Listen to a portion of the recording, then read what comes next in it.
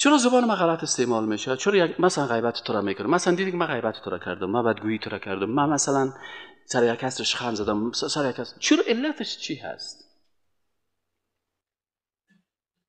ببین اگر قلب پاک باشه غیبت نمیکنه.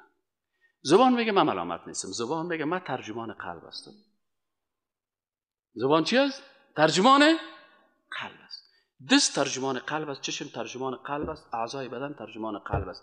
از این خاطر که اگر قلب سالم بود، مثلا قلبا یک کسی بدت نمیاد ولو که 20 غلطی داشته باشه براش عذر پیدا میکنی، خیر است، بچه است، سرش خام است، مشکلات نداره، این گپ است، خیر. اما اگه قلبت مردار شد، یک آدمی که بسیار خوب آدم باشه، برای چی شروع میکنی؟ یک کسی خوشت میاد؟ ما بسیار دوستا رو تجربه کردیم، وقتی کتما بودم من خوشش آمدیم، خوب خوشش میام، ایبای من خوبم، دیدی هر روز برش خندی میگن، من مزاق یک روز نگفته استاد نکنیش خندی، نکن مزاق، نکن کار خرابه، چرا نمیگه؟ به خاطر ازی که من خوشش میام، تمام بدیهای من به نظرش چی جلوه میکنن.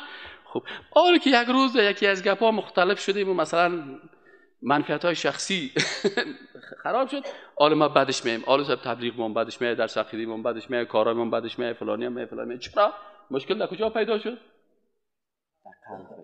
از این خاطر چرا غیبت میکنیم؟ آدمی که غیبت میکنه قلب پاک نداره، قلبش چتل شده، باید قلب خدا چی کنه؟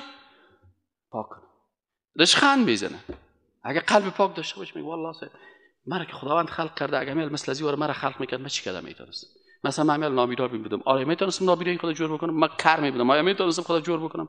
کور میبودم، میتونستم، چشم نمیداشتم، بینی نمیداشتم، قواره نمیداشتم، میتونستم. اما وقتی که قلبت پاک بود میگه والله صاحب اون چیزی که میشه که اونمو با عزت باشه نسبت به من،